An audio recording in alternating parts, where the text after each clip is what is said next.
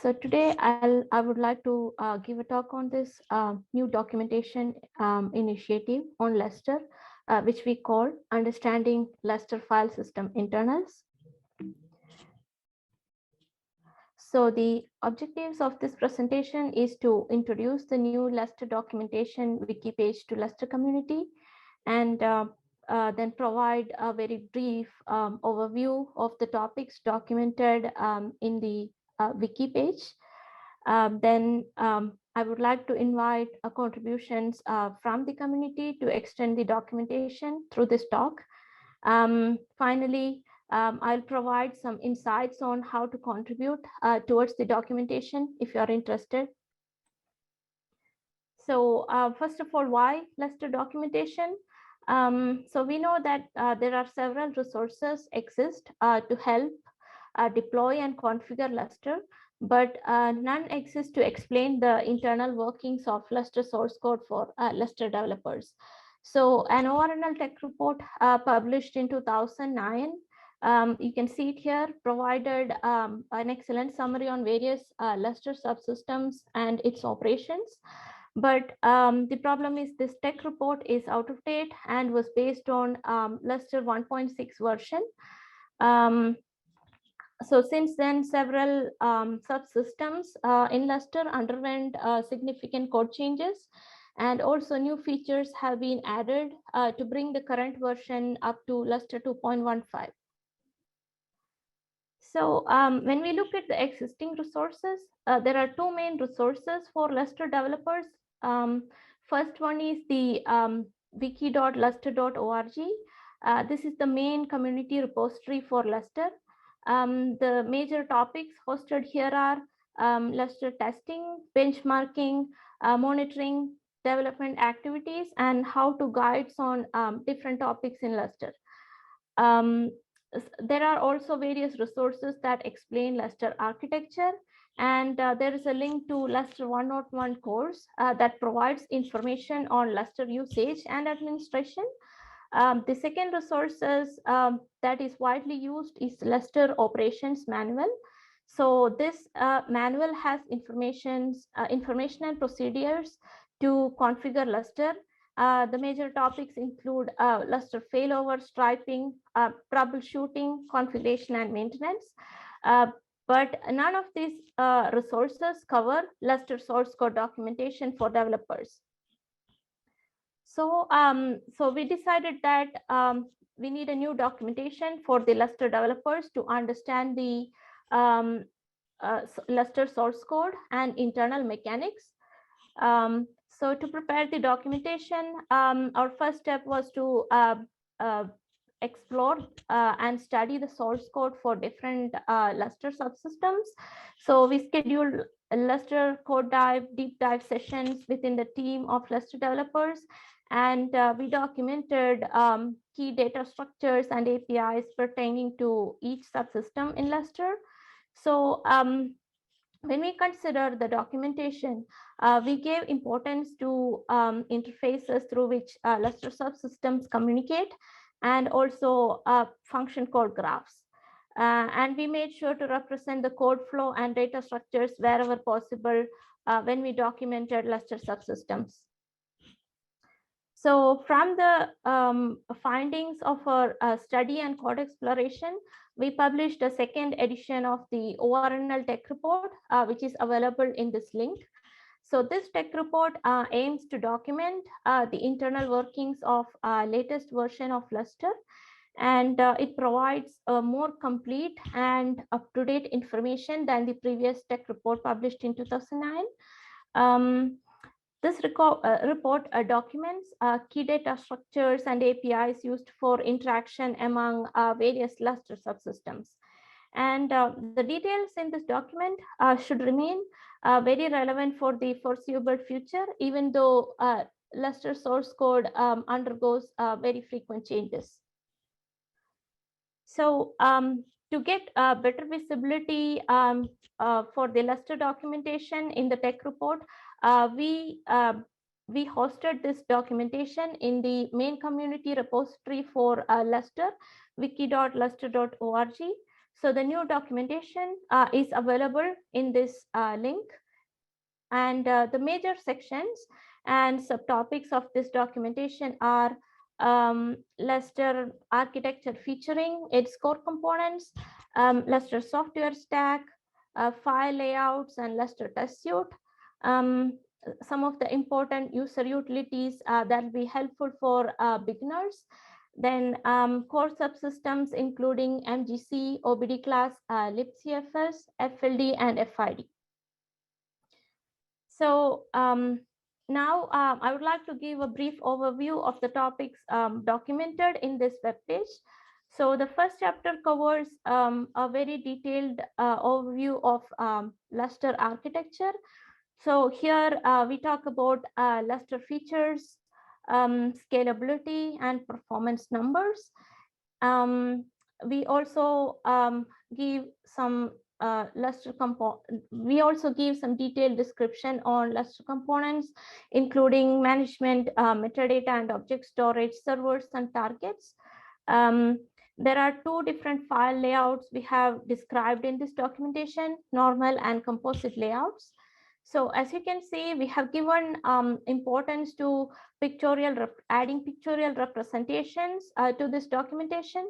So this is the representation of a file system of a Lustre file system components in a basic cluster, and this figure shows the normal RAID 0 file striping in Lustre. So some of the additional topics in the Lustre architecture chapter are synopsis on distributed namespace, file identifiers, and layout attributes. And we also provide basic view of Lustre software stack, which is given in this figure. So this figure provides the Lustre software stack from three different perspectives: client, OSS, and MDS. And this figure 6 shows the Lustre IO operation. That will be helpful to understand the operation of Lustre client requesting the file data. So the second and third chapters in this documentation covers Lustre tests and Lustre user utilities. So the Lustre test chapter includes Lustre test suite components, various unit and feature and regression tests in Lustre. And we also provide various test framework options, acceptance testing on Lustre, and different environment variables in Lustre tests. So the utilities chapter include some of the basic utilities that I learned when I started learning Lustre. That will provide a good insight of Lustre file system for people who wants to understand the file system. So the utilities are LFS, LFS migrate, LCTL, LLOG reader, MKFS Lustre, Mount Lustre, and TuneFS Lustre. So now we start the major subsystems chapters in this documentation. So the first chapter that the first subsystem that we considered for the documentation is MGC. So we have provided great detail in this chapter, starting from MGC module initialization with registering of MGC OBD device, then MGC OBD operations with an example of communication between LLite and MGC through OBD class. We also give a detailed walkthrough of the MGC OBD operations, MGC setup, pre-cleanup, cleanup, and import event methods. So the Lustre log handling and log processing is also explained in MGC. So one thing that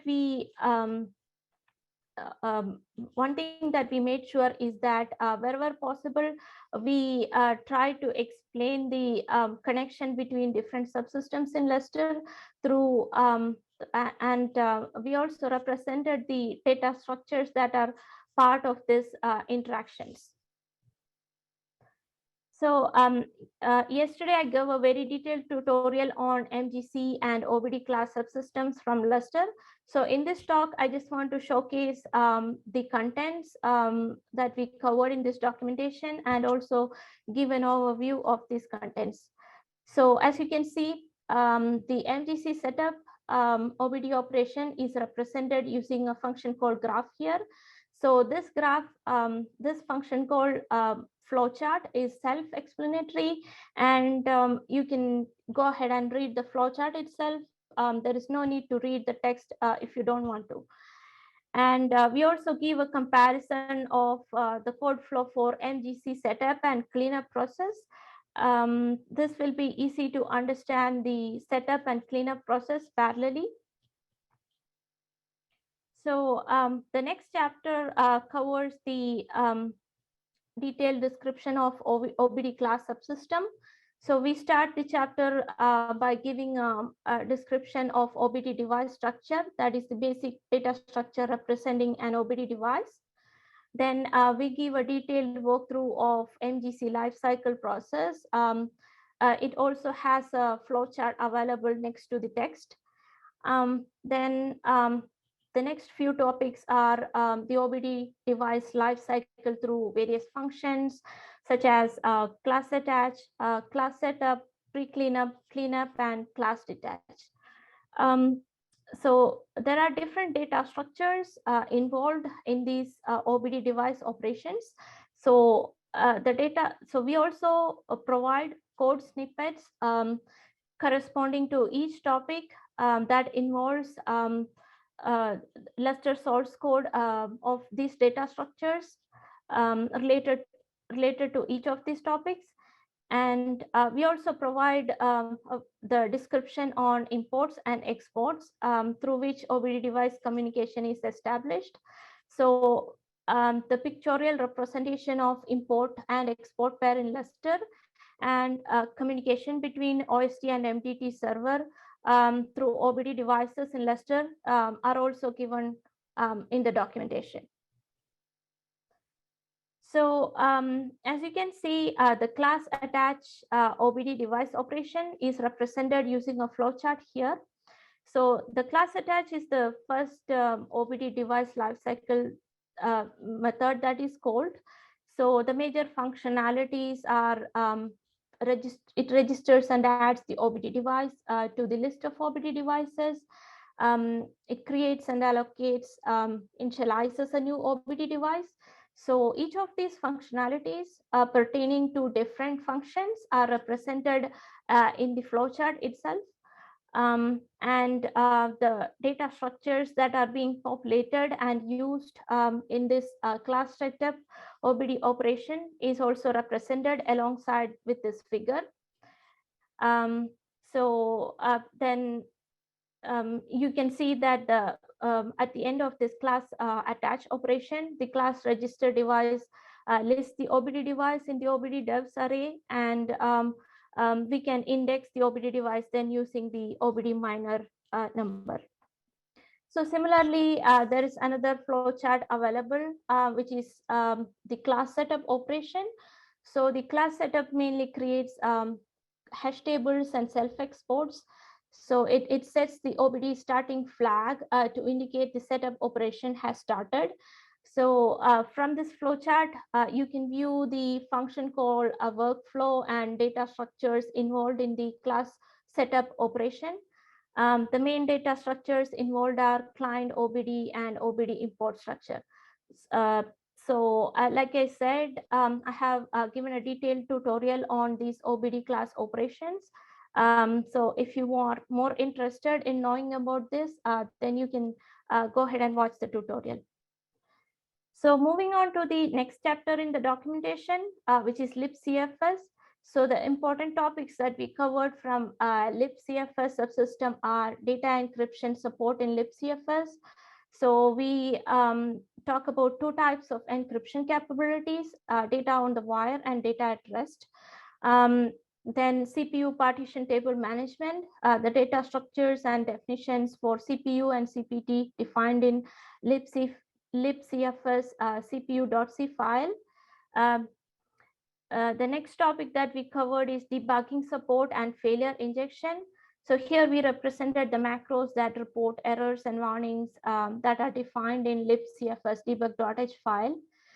We also give some description on the additional supporting software in libcfs, which includes implementation of portable time API, resizable arrays, synlogs, and reference counts. So the last chapter currently present in the documentation is on file identifiers, FID location database, and object index. So this chapter includes the detailed description of Lustre file identifiers. We cover FID allocation process and description on FID structure fields. Next, we cover the concept of reserved sequence numbers and object IDs. So details on reserved sequence ranges used by Lustre, such as IGIF, IDIF, OST, MDT0, and so on. The next two topics that are covered are functionality of FID kernel module. So FID kernel module initialization, sequence number allocation, cleanup routine are some of the topics described under this section. Next, the final chapter in this, the final topic in this chapter is contents related to FID location database and object index. So we provide source code of files, source code snippets that are pertaining to FLD and functions for interacting with object index. So, so those are the major chapters currently present in the documentation. Now we are also considering the future extensions to this wiki page. So as you can see, we have already done the documentation for Lustre architecture and subsystems in Lustre, including tests, utilities, MGC, OBD class, libcfs, FLD, and FID. But as you can see, there are more subsystems in Lustre that are to be documented. So those includes LNet and other subsystems such as LDLM, LLite, LMV, MDC, and a few more. So our objective is to make this a comprehensive documentation on Lustre source code by documenting all the subsystems in Lustre. So to make this documentation successful and to extend it, we invite community contributions from Lustre community. So we invite contributions basically to extend this documentation by adding contents related to more subsystems in Lustre. And we are also interested in making this documentation up to date with Lustre source code changes. So to do that, we invite contributions from Lustre community. So Lustre users, admins, developers are welcome to contribute towards this documentation. So now I would like to give some insights on how to contribute if you are interested in contributing. So first you need to create an account in wiki.lustre.org. So wiki.lustre uses MediaWiki framework in the backend. And the advantage is that the contents can be easily added and are not syntax heavy like LaTeX. So various extensions for adding figures, cross-referencing, etc. are already enabled by us. So that makes the process of adding documentation easier. And source code snippets, figures, and tables can be directly added using simplified syntax. So there are other two useful resources that I want to point out if you want to have a discussion on the documentation. For example, if you're planning to add documentation related to any subsystems, and if you want to have a discussion, there is a Jira ticket available for this documentation, LUG 498, through which you can post your comments and ask any questions if you want. There is also a Slack channel available, Lustre internals document. There also you can post your questions and comments related to the documentation. So with that, I would like to conclude this presentation. I would like to encourage you all to please contribute and make this documentation extend further and make it up to date with Lustre source code changes. Um, so I would like to thank the Lustre team at ORNL, James Simmons, with Mohr and Sarp for all their support and contributions on this documentation. And this research used resources of the OLCF at Oak Ridge National Laboratory. And there are some great resources that I mentioned here that helped me to understand the documentation for Lustre. That's all from my side, and let me know if you have any questions. Thank you, Anjus. We do have a comment in the chat from Orlean. Maybe after your talk, you can post in the chat the full URL to access the documentation. Yes, definitely. I'll do Thanks. that. Also, if anyone wants to ask a question, please go ahead and post your questions in the Q&A or in the chat. And while we're waiting, I do have one question. So you were addressing, you want to keep things up to date. Do you have any concept of how you might be able to accomplish that? So I have right now explained the subsystems that we covered, MGC and OBD class.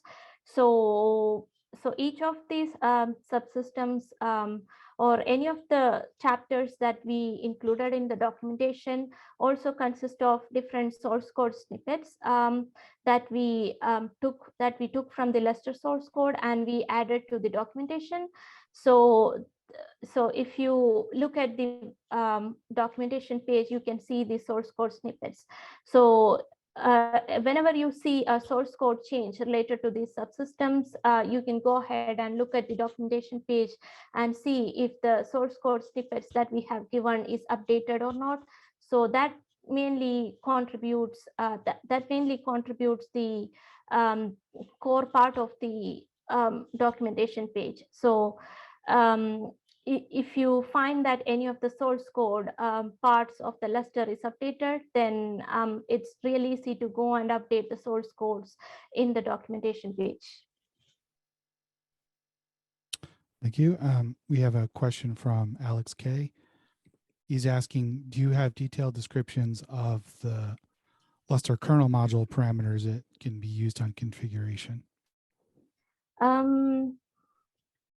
Right now, we don't have it, but if Alex is interested, then we can definitely have a talk on that, and we can add a new section to the documentation by describing the Lustre kernel parameters.